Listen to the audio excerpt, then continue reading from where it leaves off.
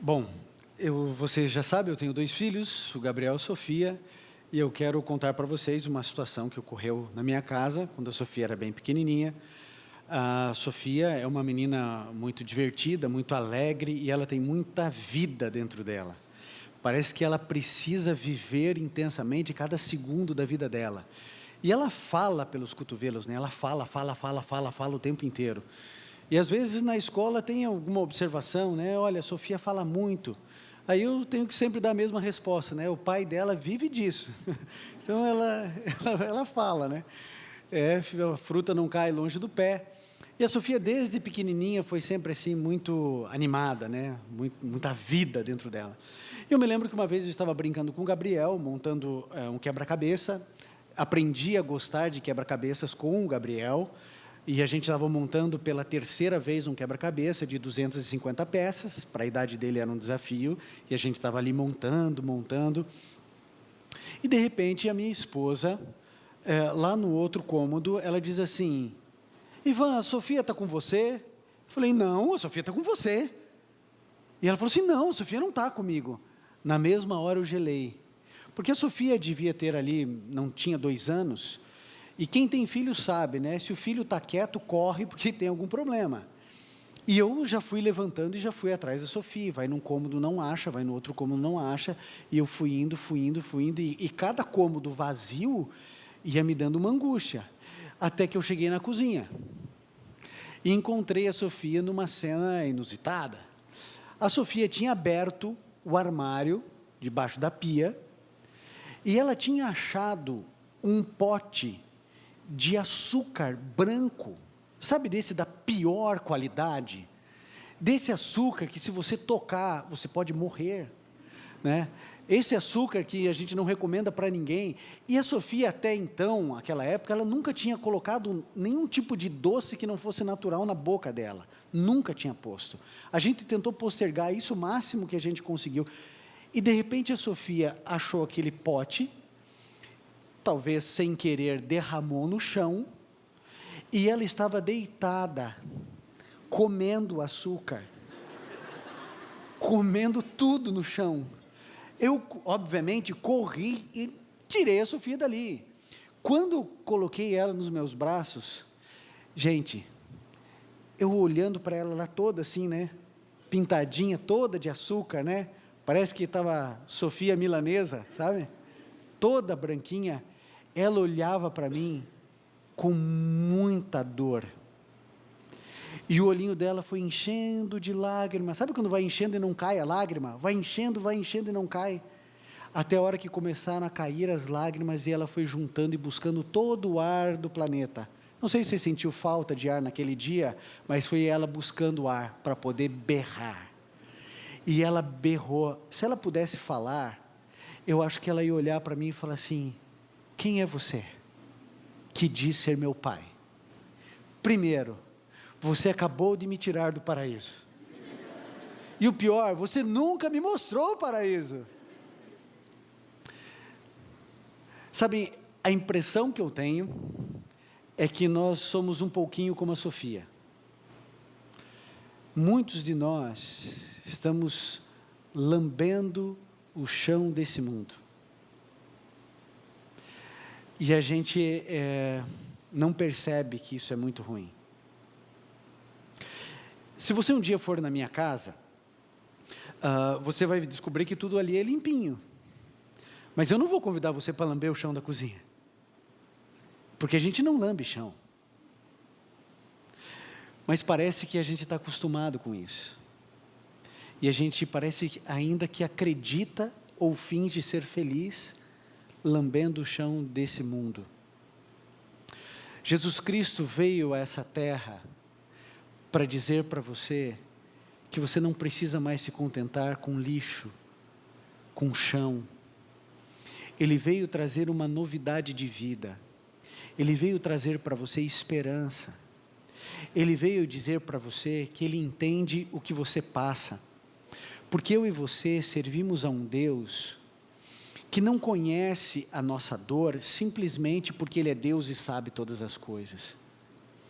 Jesus Cristo entende a nossa dor porque a Bíblia declara que Ele foi um homem de dores e experimentado no sofrimento. Lá em Isaías 53 diz isso. De maneira que quando alguém é humilhado, Jesus entende porque ele foi humilhado.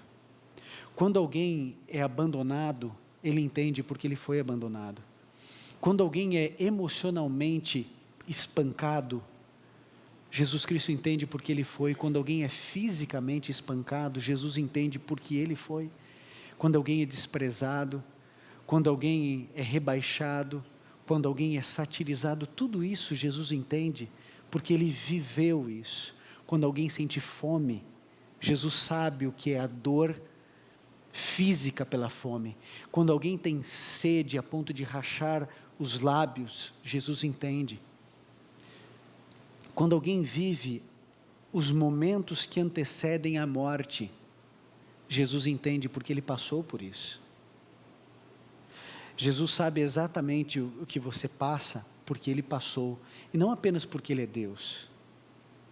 Hoje, eu quero apresentar para você o incomparável, o imprevisível, o maravilhoso Jesus de Nazaré. Esse Jesus precisa ser proclamado. O cristianismo não é uma religião que declara o ensino de Cristo. O cristianismo é a religião que proclama o Cristo, a solução para todos os seus problemas. Talvez a nossa lógica não consiga entender que o sangue derramado por um homem há 2000 anos seja capaz de me libertar da culpa que eu carrego pelo pecado que eu cometi. Alguns de nós aqui carrega na alma erros terríveis, erros dos quais você se envergonha, mas acredite, a Bíblia declara que Jesus de Nazaré, é capaz de mudar toda a tua história. Há um pensamento que é quase um clichê, mas eu confesso que eu gosto de clichês. E esse pensamento diz assim: ninguém pode voltar ao passado e começar de novo, mas qualquer um pode começar agora e ter um novo fim. Por isso a esperança para você e para mim, no nome de Jesus. Há poder nesse nome. Quando nós clamamos pelo sangue de Cristo, quando nós clamamos por Jesus na nossa vida, Jesus é capaz de realizar o impossível. Jesus, ele tinha o dom de entender as pessoas, de compreender a alma das pessoas, de ler o íntimo delas e de trazer ou de devolver o sorriso a cada uma delas. Eu queria que você abrisse a sua Bíblia no livro de Isaías, no capítulo 9, no verso 6. Isaías, no capítulo 9, você sabe, Isaías é considerado como o profeta messiânico, porque muito do texto dele foram profecias falando a respeito da vinda do Messias, e falando exatamente a respeito de Jesus. No livro de Isaías, no capítulo 9, no verso 6, nós lemos o seguinte: porque um menino nos nasceu, um filho nos foi dado, e o governo está sobre os seus ombros, e ele será chamado Maravilhoso, Conselheiro, Deus Poderoso, Pai Eterno e Príncipe da Paz. Você sabe como Jesus é apresentado? Ele é declarado como o Deus poderoso. Jesus, ele não é um semideus. Jesus Cristo, ele não é um Deus menor. Jesus Cristo é o próprio Deus em pele humana, Deus encarnado, Deus comigo, Deus contigo. Ele é apresentado como o príncipe da paz e o Pai eterno. Algumas versões da Bíblia declaram ele como o Pai da eternidade. Por isso, quando você reconhece Jesus como de fato ele é, e ele é apresentado como Deus, tudo muda. Preste atenção no que eu vou dizer para você. E isso é muito significativo e muito importante para todo o seu cristianismo. Jesus Cristo, ele pode ser enquadrado, ou ele pode ser reconhecido como 3 coisas apenas. 3 coisas. Jesus Cristo, ou ele era um mentiroso, ou Jesus Cristo era um louco, ou Jesus Cristo era quem ele afirmava ser. E eu vou exemplificar e explicar isso. Você não pode entender Jesus apenas como um mestre, um guru, no nível de Buda, Confúcio, Maomé, porque nenhum desses grandes líderes das grandes religiões do mundo, nenhum deles se declarou ser Deus. Jesus Cristo afirmava ser Deus, ele perdoava pecados. Jesus Cristo, lembre-se, na estrutura linguística hebraica, ninguém é a não ser Deus. Então é assim, você não é um professor, você está professor. Você não é mãe, você está mãe. Porque para eles só existe um ser que permanece. Então você está professor, você está pai, você não é. Só existe um ser que é, e esse ser é Deus. Por isso que a Bíblia chama Deus do grande Deus, eu sou. Imagine você, Jesus, que teve a sua origem, a sua infância ali em Nazaré, e ele dizia o seguinte: eu sou o caminho, a verdade e a vida. Na mente de um judeu, ninguém podia se declarar eu sou, porque somente Deus é. E ele dizia: eu sou o caminho, a verdade e a vida, eu sou a água da vida, eu sou a luz do mundo, eu sou o pão da vida, eu sou. É por isso que os fariseus queriam apedrejá-lo, queriam matá-lo. Imagine você, se eu chegasse aqui e falasse assim: olha, eu tenho uma coisa para falar para vocês, vocês não sabem ainda, mas prazer, eu sou Deus. Você olhar para mim e falar: é um brincalhão. Mas imagine que eu continuasse insistindo nisso: não, eu sou o seu Deus, e você deve se prostrar diante de mim. Aí quando você visse que não era brincadeira, você fala assim: espera aí, amigo. E de repente eu começo a me autodeclarar Deus. Em algum momento você ia se irritar comigo, você ia querer defender Deus, você ia talvez falar algum impropério, eu não sei qual seria a sua reação. Mas Jesus Cristo, o filho do José, o filho da Maria, dizia que era o Messias, dizia que era Deus. Então entenda, você não pode classificá-lo como um guru, como um profeta, não pode classificá-lo no nível de Moisés ou de Abraão, porque nenhum deles disse ser Deus, mas Jesus dizia ser Deus. Ou seja, se ele sabia que não era Deus, e afirmava ser Deus, logo ele é um charlatão, um mentiroso. É uma possibilidade. Ele afirmava ser o Messias, e não era o Messias, então ele era um mentiroso. Mas vamos imaginar que ele afirmasse ser Deus, como de fato afirmou, ele realmente acreditava que era Deus, mas ele não era Deus. Então ele é um louco, lógico. Se eu chegar para você aqui e falar assim: olha, prazer, eu sou Napoleão Bonaparte, e eu de fato crer nisso, eu sou um lunático. Sim ou não? Não é? Se eu afirmo uma coisa que eu não sou, e eu creio que eu sou louco. Então Jesus Cristo, ou ele era mentiroso, ou ele era um lunático, ou ele era quem ele afirmava ser. Você só tem 3 opções para definir quem é Jesus na sua vida. Agora é que vem o grande nó da história. Se Jesus Cristo é Deus, sabe o que isso significa? Que ele é seu dono.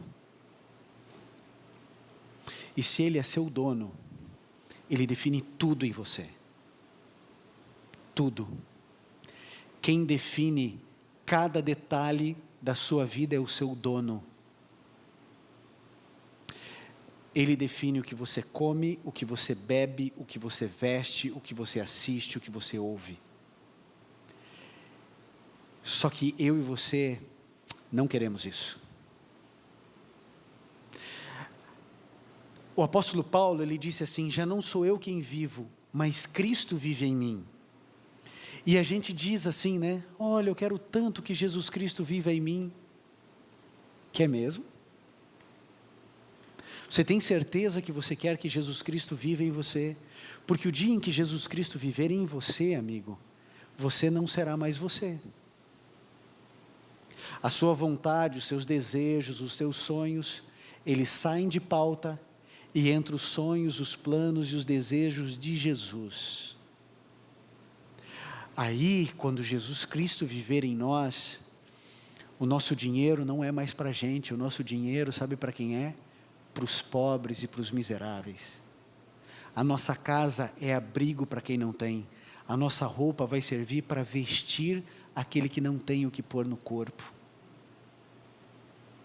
Se Jesus Cristo de fato é Deus, Ele define o que eu creio e o que eu não creio.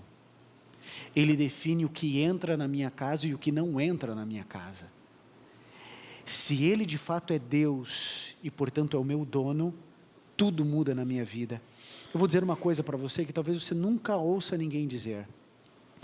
Não existe no mundo, e olha que eu conheço um pouco as grandes religiões do mundo, não existe uma religião mais radical num planeta do que o cristianismo. Nenhuma é mais extremista do que o cristianismo. Sabe por quê? Porque o cristianismo, ele diz assim, Jesus Cristo declara: aquele que põe a mão no arado e olha para trás já não é digno de mim. Aquele que ama o seu pai, a sua mãe, o seu filho, a sua filha, o seu irmão, a sua irmã, mais do que a mim, não serve. Jesus Cristo disse: aquele que quiser ganhar a sua vida, perdê-la-á. O cristianismo e Jesus jogam o jogo do perde e ganha. Você perde a vida nessa terra para ganhar a eternidade. A gente quer jogar outro jogo, outras regras. A gente quer jogar o jogo do ganha-ganha. A gente quer ganhar tudo que esse mundo pode oferecer e ainda a eternidade. Esse jogo Jesus não joga. Quem quiser salvar a sua vida, perdê-la-á. Aquele que não entregou tudo dentro do cristianismo, não entregou nada.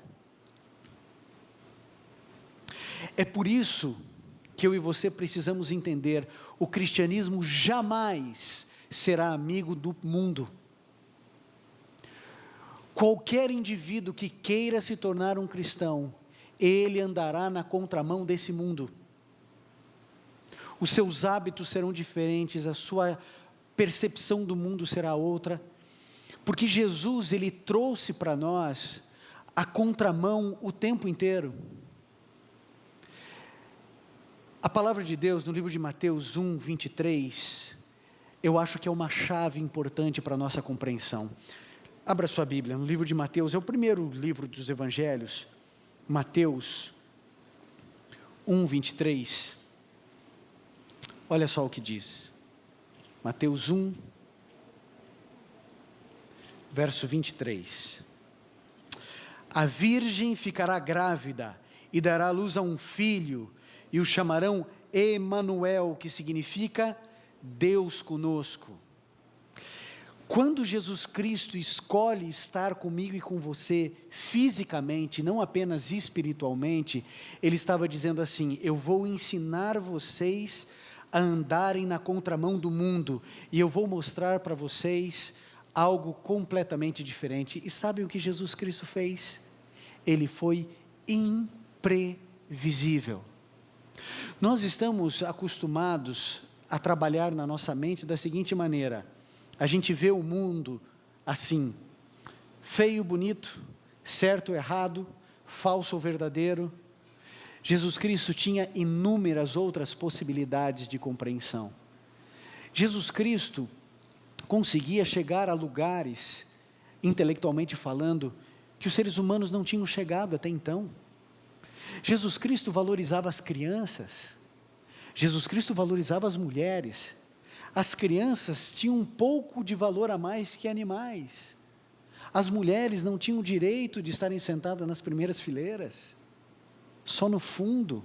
Jesus Cristo valoriza as mulheres numa época em que aquilo era um absurdo, um homem falar com uma mulher publicamente. Jesus Cristo declara: deixem vir a mim as crianças. O cristianismo popularizou a educação no planeta Terra. As maiores e mais bem conceituadas universidades do mundo, elas têm sua origem no cristianismo. Jesus Cristo, ele tinha a capacidade de não permitir se envolver pelas circunstâncias. Jesus Cristo disse assim: olha, você vai pagar o mal com o bem. O dia que baterem na sua cara, você não vai revidar. A lei de talião, vamos deixar de lado. Você ouviu o que foi dito, olho por olho, dente por dente. Eu vou dizer uma coisa para você agora. A partir de agora, você vai amar aquele que fala mal de você. Aquele que te prejudica no trabalho, você vai orar por ele. Aquele que caluniou você, difamou você, essa pessoa é que você vai estender a mão para ajudar. Jesus Cristo trabalhou o tempo inteiro na contramão. Um dia Pedro chegou para Jesus e disse assim: Jesus, quantas vezes a gente deve perdoar o nosso semelhante num mesmo pecado? 7 vezes? Sabe por que Pedro falou 7 vezes? Além do 7 ter uma referência muito forte com a perfeição, era porque os judeus acreditavam que você só deveria perdoar uma pessoa no mesmo pecado 3 vezes. Então Pedro, conhecendo como Jesus era misericordioso, disse assim: 7? Temos que perdoar. Ele queria um elogio, né? 7 vezes, mestre? Ele falou assim: não, você não entendeu, é 70 vezes 7. Você já imaginou? O indivíduo passar você para trás, 70 vezes 7, e cada uma delas você perdoar? Foi isso que Jesus Cristo nos orientou. Jesus era imprevisível. Um dia os discípulos estavam lá no meio do mar, angustiados, eles estavam pensando que iam morrer, tempestade, mar da Galileia. Jesus Cristo poderia ter acalmado o mar, como ele já tinha acalmado. Ele poderia fazer o mar se abrir, como ele fez com o Mar Vermelho, o Rio Jordão. Mas não, ele resolve andar sobre as águas. E gente, não dá para andar sobre as águas. Você não acredita em mim? Vai aqui no rio e tenta. Não dá, fisicamente é impossível, não dá. Mas sabem, Jesus Cristo era imprevisível. Jesus Cristo, ele não reagia de acordo com a ação das pessoas. Um dia foram prender Jesus. Aí Pedro vai lá, tira a espada, arranca a orelha de Malco. Aí vai lá Jesus, pega a orelha, devolve para Malco, diz assim: não é assim, meu filho. Não é por força, nem por violência. Jesus Cristo, ele mostrou um caminho totalmente diferente para você e para mim. Jesus Cristo disse assim: olha, se um dia roubarem alguma coisa sua, dá o que ele não pediu também. É para andar 1 milha? Anda 2. Jesus Cristo, ele mostrou que nenhum de nós deve julgar nada nem ninguém, para que eu e você pudéssemos entender como funciona o céu. A ideia de Cristo é que você seja um cidadão celestial, ainda aqui na terra. Eu gosto muito de uma ilustração de C.S. Lewis. Eu já mencionei aqui, eu gosto muito de C.S. Lewis, porque ele foi um anglicano. Ele se autodenominava como o mais relutante dos convertidos. Ele era ateu. E ele bebeu muito de Chesterton, né, que escreveu Ortodoxia, um livro extraordinário. E ele tem uma ilustração que outros autores depois fizeram adaptações, mas a ilustração original é de C.S. Lewis. É a história de um menino, de um garotinho, que ele tinha um desejo muito grande, que era ter um aquário. Ele queria ter um aquário, porque ele amava peixes, ele queria muito ter um peixe. Ele sonhava em ter um peixe, queria muito um peixe, e juntou muito tempo, dinheiro para comprar um aquário e ter um peixe. E ele foi com o seu pai lá no lugar onde vendiam aquários, ele escolheu o melhor aquário que ele podia comprar, ele mesmo montou todas as pedrinhas, todas as coisinhas, ele pegou, montou tudinho, ficou tudo bem lindinho, tudo bem bonitinho, e ele escolheu a dedo o peixe dele, a dedo, e escolheu o peixinho, e colocou o peixinho lá dentro, e ele ficou no dia mais feliz da vida dele, e ele levou o aquário lá para a casa dele. Pensa na alegria do menino, com o aquário, o sonho da vida dele era ter um peixinho. Só que aconteceu uma coisa interessante, porque quando ele estava com o aquário em casa, ele ia colocando a comidinha, quando ele chegava perto do aquário, o peixinho ia embora. e fugia e se escondia dentro das pedrinhas lá, que ele tinha colocado uma caverninha assim, ele se escondia atrás dos matinhos, escondia. E ele falou assim, bom, que ele não está acostumado, passava tempo, ele chegava perto do peixinho, o peixinho fugia. Chegava perto, o peixinho fugia. Passou um dia, 2, uma semana, um mês, e o peixinho fugia, o peixinho morria de medo dele. E ele ficou chateado, porque ele queria tanto aquele peixinho, se esforçou tanto pelo peixinho, o peixinho vivia lá tranquilo. Quando ele chegava perto, o peixinho desaparecia. E um dia ele estava triste, o pai dele chegou para ele e falou assim, filho, o que aconteceu? Eu falei assim, pai, esse peixe não me entende, eu já falei para ele que eu amo, já conversei com ele, já falei tanto para ele, já cantei musiquinha para ele, sou eu que dou comidinha para ele, eu que construí esse aquário todo para ele, mas ele morre de medo de mim, ele não me entende. Eu falei assim, mas filho, peixe não entende o que você fala mesmo, porque a tua linguagem é uma, de peixe é outra. Eu falei assim, mas pai, ele nunca vai me entender? Eu falei assim, nunca vai te entender. Eu falei assim, mas pai, eu preciso falar com ele precisa saber que eu amo. Eu pensei que ele ia gostar, porque eu faço tudo por ele. Ele falou assim, filho, só tem um jeito, só um jeito, desse peixe entender você. Eu falei assim, o que eu tenho que fazer, pai? Ele falou assim, você precisa se transformar num peixe. E aí você vai e fala na linguagem dele. E a história diz que ele se transformou num peixe.